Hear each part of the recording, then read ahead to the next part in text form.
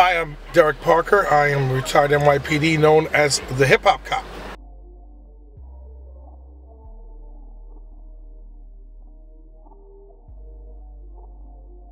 That's a reason, but that's a crazy assumption. I think it's kind of crazy to even say that. I don't know where they got that information from, but that's not true. That they were behind anything, from what I know. So I think that's crazy that was mentioned or that was even said. I think that's totally false.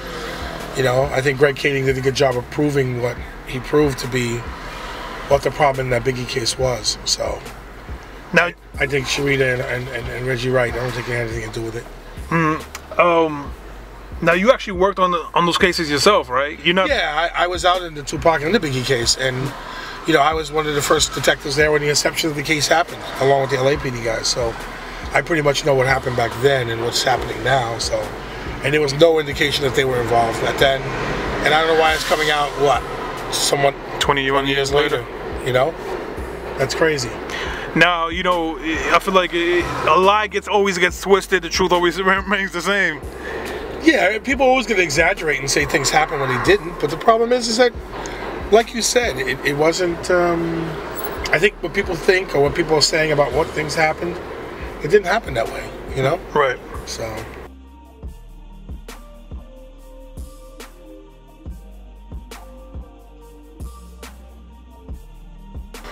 Well, the reason that Keefe D's word was credible, because I think Greg Kading got him in a tough position where he had to talk. And listen, we all knew that Keefe D, I knew that Keefe D was involved back then. So his name was always in the beginning of the investigation when it occurred back then. So what makes you believe differently that, you know, the story that he told is not credible? It is very credible. And I think the guy who pulled the trigger, I think he's deceased now anyway. Right.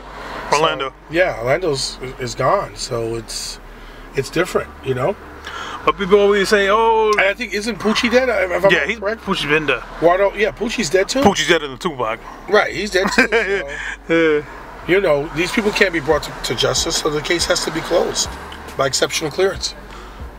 What does that mean? Exceptional clearance is when you can no longer prove that a case can be solved by an arrest. You have to spell it out why the case should be closed and have all the facts, and then, you know, the district attorney's office has to prove it. You know, with your bosses, that the case can never be brought to justice, and that you have so much evidence that you've accumulated that you're able to say that this is exactly what happened with this case, and this is where it is, and it's never going to go anywhere. And that's it.